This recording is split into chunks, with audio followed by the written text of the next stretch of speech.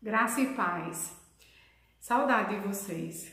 Mas esses dias eu estava refletindo aqui sobre uma palavra e Deus me inquietou a respeito de uma palavra e eu perguntei a Ele se realmente era para eu compartilhar essa palavra, porque é uma palavra muito forte.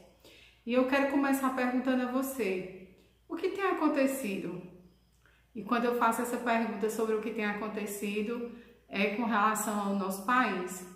Eu não sei se você já parou para perceber e fazer um levantamento do que tem acontecido no nosso país no começo desse ano. Já tivemos enchentes, já tivemos rio de lama, já tivemos incêndio em clubes de futebol, né, acampamentos de clube de futebol, já tivemos tantas coisas, tantas tragédias assolando no nosso país no começo desse ano. E aí eu lhe pergunto, matanças em escolas, a mais recente, as matanças em Suzano. E aí eu lhe pergunto, será que você já parou para se perguntar o que é que está acontecendo com o nosso país? E eu me fiz essa pergunta esses dias e Deus me deu uma resposta lá no livro do profeta Jeremias, capítulo 17, versículos 9 e 10. E eu quero compartilhar essa pergunta com você, essa palavra com você hoje. Essa palavra diz assim: enganoso é o coração, mais do que todas as coisas, e desesperadamente corrupto. Quem o conhecerá? Eu, o Senhor, esquadrinho o coração, eu provo os pensamentos, e isto para dar a cada um segundo o seu proceder, segundo o fruto das suas ações. Como a perdiz que choca ovos que não pôs, assim é aquele que ajunta riquezas, mas não retamente. No meio dos seus dias as deixará, e no seu fim será insensato. Mas essa palavra é muito grande. Ela começa nos dizendo que o coração do homem, o coração é enganoso mais do que todas as coisas e desesperadamente corrupto. A palavra do Senhor diz que o ser humano, ele tem um coração enganoso e um coração que é desesperadamente corrupto. Um coração corrupto é um coração que busca o mal. Um coração corrupto é um coração que busca as coisas que não agradam a Deus. E aí, mais uma vez, é necessário nós entendermos o contexto dessas palavras. O título dessa passagem do livro do profeta Jeremias, capítulo 17, começa intitulado da seguinte forma: o pecado engana e destrói. E essa palavra começa dizendo lá no versículo 1 do livro do profeta Jeremias, que o pecado de Judá, aquele povo a quem Deus estava exortando para voltar a viver uma vida de obediência, uma vida de comunhão com Deus. Deus, usando Jeremias, diz, o pecado de Judá, que o pecado de Judá estava escrito, estava arraigado no coração de Judá, estava gravado na tábua do coração de Judá, com ponteiro de ferro, ou seja, ele está dizendo que o pecado era uma coisa tão arraigada no coração do povo de Judá, que estava escrito na tábua do coração com um ponteiro de ferro e com diamante pontiagudo. Ou seja, era uma coisa tão marcada, tão presente no coração daquele povo, que não podia ser tirada. Então, Deus começa aqui falando ao povo do seu pecado e do quão esse pecado estava arraigado no coração daquele povo. E aí, mais à frente, Deus diz quais são esses pecados que estão tão arraigados no coração do povo. O primeiro pecado que ele destaca aqui nessa passagem de Jeremias capítulo 17, versículos do 1 a 11, é a idolatria. A idolatria do povo de Israel, a idolatria do povo de Judá era muito grande. E Deus exorta aquele povo a voltar para os caminhos do Senhor, a ter uma vida reta, a ter uma vida de obediência, a ter uma vida de comunhão com Deus, a ter uma vida segundo a vontade de Deus. Em segundo lugar, Deus também considera como pecado daquele povo a alta confiança que aquele povo tinha nas pessoas. A palavra de Deus diz assim: assim diz o Senhor, maldito o homem que confia no homem, faz da carne mortal o seu braço e aparta o seu coração do Senhor. Ou seja, Deus está dizendo que também é pecado você confiar exageradamente no homem, porque isso faz com que você se afaste de Deus. E nós sabemos que nós temos um Deus que é dono de todas as coisas e Senhor de todas as coisas. Deus compara esse homem que confia no homem a uma árvore plantada no deserto. Não sei se você já andou pelo deserto, mas se não andou já deve ter visto filmes, onde no deserto nós temos árvores e essas árvores geralmente elas estão plantadas sozinhas e são árvores secas. Deus diz justamente isso, que o homem que confia no homem é exatamente assim. Por fim, Deus vai também alertar para o pecado das riquezas conseguidas mediante a injustiça.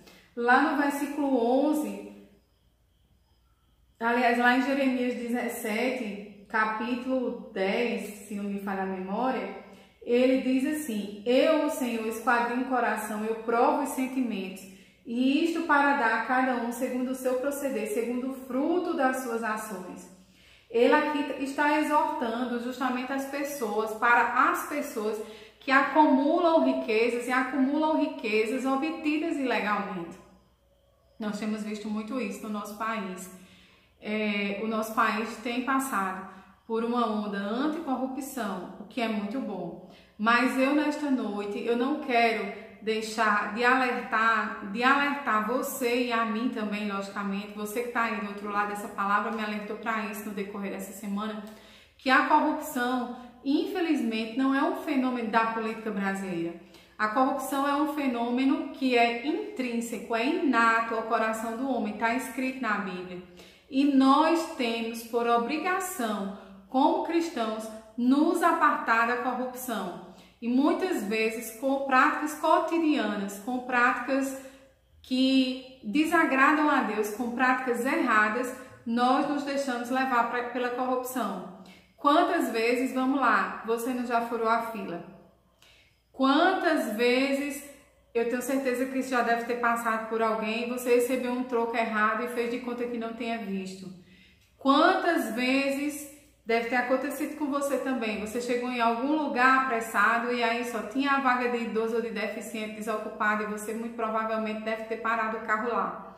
Talvez nós não atentemos para essas pequenas práticas, que são práticas corruptas, porque nós cristãos devemos primar por viver uma vida reta, uma vida de obediência, uma vida segundo os padrões bíblicos.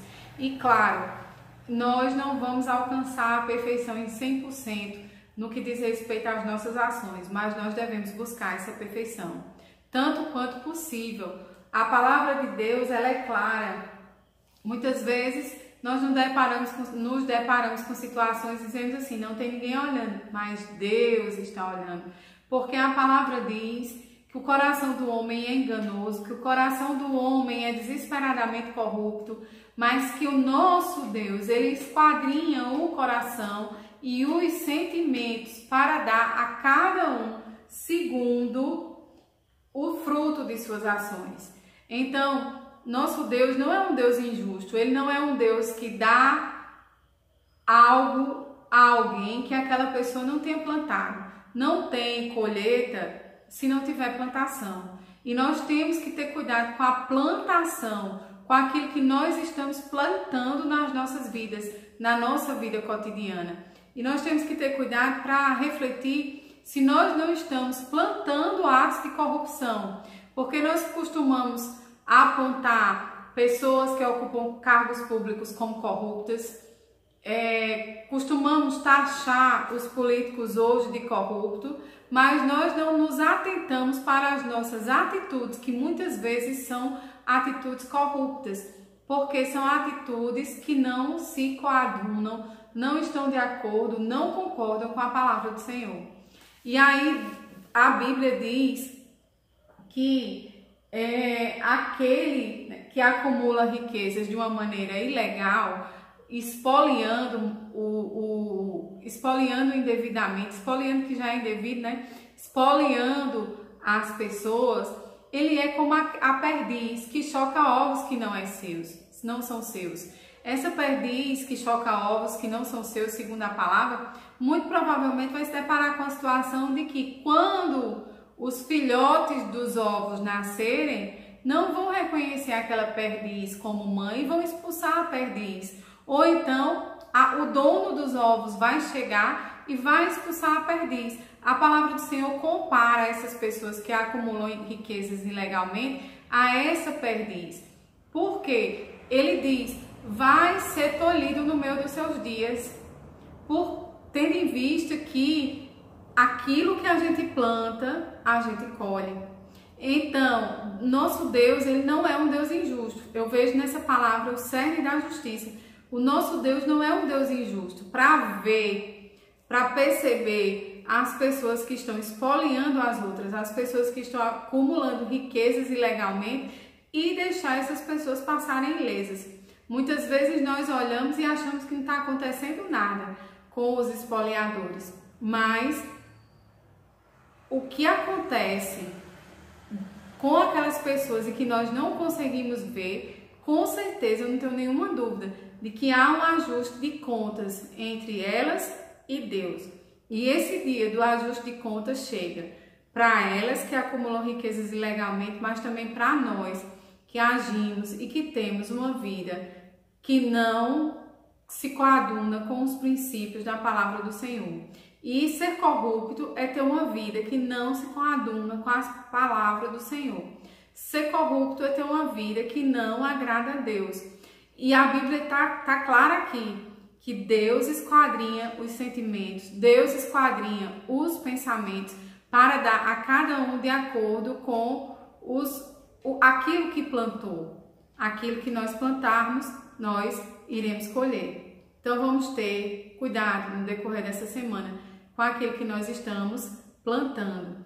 E, amados, voltando ao começo da questão, o que está acontecendo com o nosso país? E aí eu lhe faço uma pergunta: será que nós não estamos colhendo aquilo que nós plantamos? Boa semana, fiquem com Deus. Nós, como povo escolhido do Senhor, nós temos a obrigação de velar por condutas retas, para que aqueles que nos olham se espelhem em nós, vejam em nós cartas de Cristo e também queiram ter atitudes retas. No momento em que nós, no nosso país, tivermos mais pessoas com atitudes retas do que pessoas com atitudes incorretas, nós vamos colher os frutos dessa retidão. Fiquem com Deus, saudade de vocês, uma semana abençoada. Vamos pensar nisso, vamos primar por retidão. Boa noite e que a graça e a paz de Jesus inundem o seu coração.